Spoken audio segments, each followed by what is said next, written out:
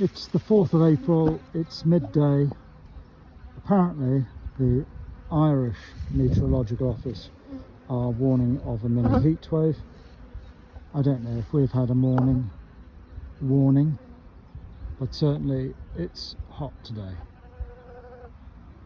It's probably 17 degrees already. The bees are very happy. Now, where did we leave these the last time? Well, we had 2 colonies. This colony on the right, I had put the 4th box on, and I'd put the 4th box on because I wanted the bees to be used to being in it. I wanted it to smell of the bees, because I knew that this week we were going to do some manipulations. This box here was 3 colonies. Sorry, this colony here was 3 boxes and remains 3 boxes. So we've got 2 actions we need to take today. The first relates to swarming. Round about the 3rd week or so of April, maybe sooner if this weather continues, the bees will go into swarm mode, and when they go into swarm mode, round about the 3rd, 4th week of April, 50% of the bees in the colony will fly off to a location of their choice and take the queen with them. That sets the colony back, and we don't want that to happen. No action that is taken can guarantee that will not happen, but in the main, making hive manipulations at the beginning of April does that. So what we have done and the second thing, which is a further outcome of the anti-swarm activity, is that we've made 2 nucleuses. Now, each of these are queenless, but they both have eggs in, and they both have sufficient bees in them as at today to be able to create a new queen. Now, both of these colonies are queenless, but they have 3 frames of brood in each. And what I've done is I've taken 3 frames of brood from this one here and 3 from this one here. I've taken bees from this one here, which was actually quite easy because all I did was take the top box off. I placed it on the ground, I let any flying bees come back, and I then placed it on here. With this one here, I took frames with bees on and shook some bees in. Now, some of the bees in here will return to their, let's call them their mother colonies. So let's go back to the beginning, the swarm control. So swarm control in both of these hives consists of the same events. Firstly, we move all the brood down to the bottom. So in this case, the bottom box is brood, and in this case, the bottom 2 boxes are brood. Too much brood for this one, so there's some in this one, and then this box here and these 2 boxes here, they are ready to take up the slack when those bottom boxes get too full. And then the top boxes themselves are just no brood in at all. They are there to allow the bees to move the honey, the nectar, upwards. So what's happening now is that the bees are returning with nectar. If you look at the hedges, they're now full of the white flowers, and those flowers will, as they go through their lifespan, start to produce nectar, and then obviously when they're pollinated they'll stop producing nectar. But we've got 2 or 3 weeks of that now, so the bees will return with nectar. They'll go into the inside, into the bottom box area. Bees will be there to receive them. They will take the nectar off them. Those foraging bees will then be out back foraging amongst the hedgerows. The receiving bees will literally dump that nectar anywhere. This evening, when it's gone dark or when it's got cooler and the bees are not flying, there will be a movement of nectar from the bottom box up towards the top box. Whether they put it in the top box, whether they put it in the second box, is something I can't tell you. But that is the flow of nectar in, taken, received by bees, and that's their task. And apparently, according to the scientists, if the returning foragers do not find reception staff, they have a bit of a paddy.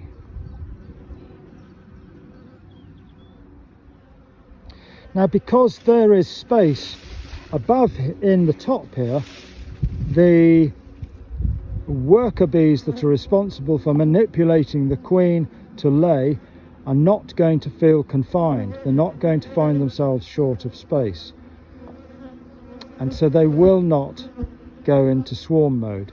Fingers crossed.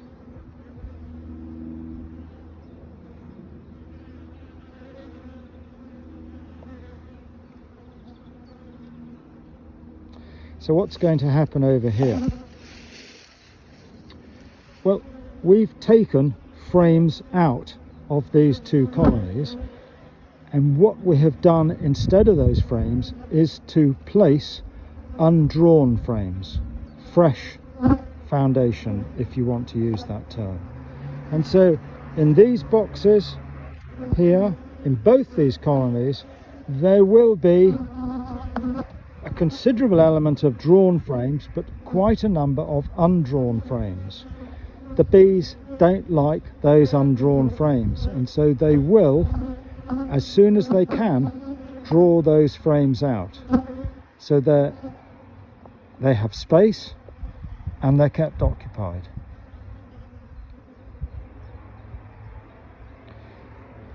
Both of these colonies now, within the next 2 or 3 hours, will discover that they can no longer smell the queen's pheromone.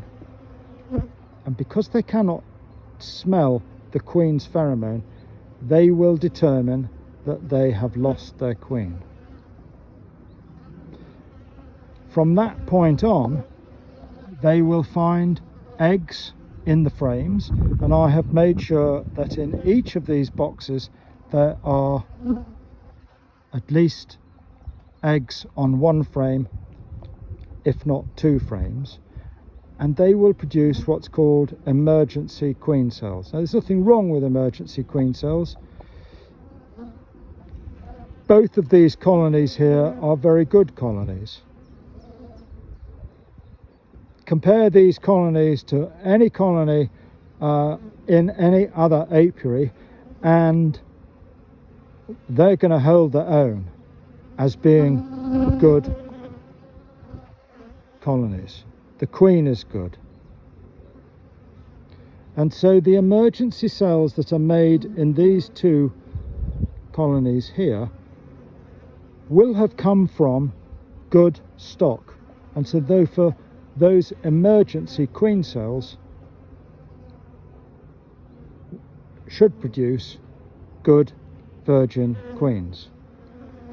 Now, I use the term virgin queen because that's when we lose control, because when she mates, we haven't got a clue who she's going to mate with.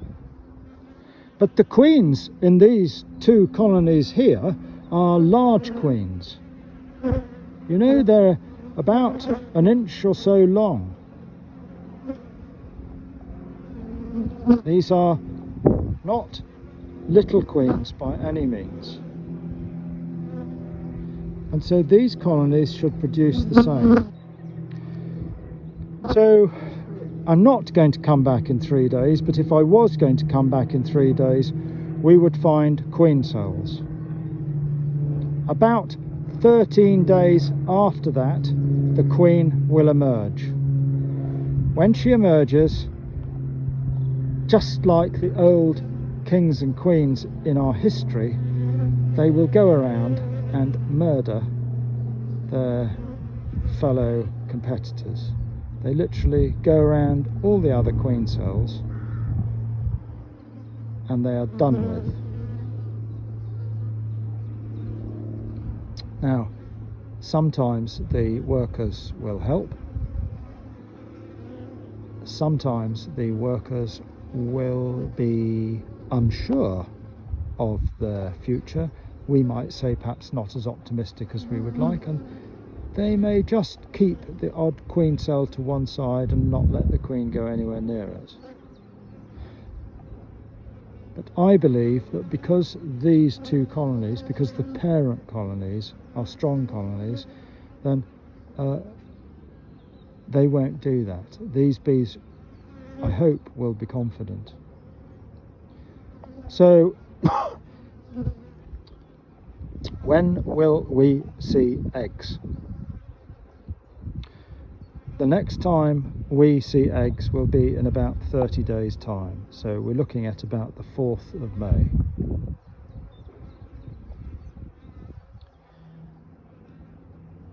And we're not going to know whether the queen was successfully mated until 3 weeks after that.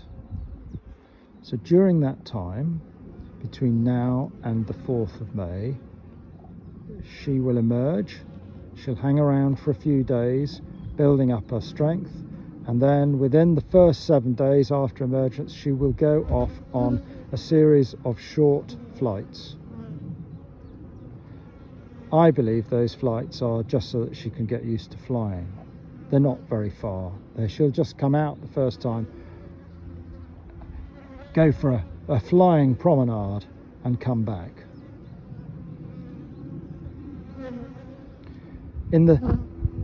Between that date when she starts making those flights and about day 14, she will fly off several times to a mating area where the male drones, as they're called, will congregate, and she will do that over several days. And I am told, but I have not sat here and watched, that she will go out for about 30 minutes at about 2 o'clock in the afternoon. Please don't tell me whether she has a Fitbit watch or a Timex watch. I haven't got a clue. After she has mated, there will be a period of about 7 days when she sorts herself out physiologically. I'm not quite sure how else to put it. And then she will start laying. In the beginning, she will lay double eggs, triple eggs. But don't worry, her entourage of bees sort the eggs out, take out the extra ones. They will have a snack with those, and gradually she will build up to about 1600 eggs a day, fingers crossed. So why have we got 2? We're set up for 3 colonies, so why have we got 2? Well, there are more than enough bees in here, and I had to reduce the brood in these just to get us through into May, when the real foraging should start. So if one of these is unsuccessful, we simply transfer the bees into the one that is successful. if they are both successful, then I'll pick the best one. That's the one that remains here. We'll transfer brood into your hive, this one here, and the other one will just go away. I'll take away. It won't kill the queen, I'll reuse the queen. We could have put all of these in one, but I'm sure you're aware of putting all your eggs in one basket, and certainly when it comes to queens, in this case 2 opportunities to create new queens is a far better bet than just one. So in about 3 weeks time I'll be back with another video. We're not going to open these until then. In 3 weeks time we should see that the queen has emerged, and we will know that because we will see empty queen cells, and the bees should be quite calm. Fingers crossed. So that's it. Hope that's interesting for you. We now have 4 colonies, 2 in development, 2 still very good. Hope you enjoyed this. Bye for now.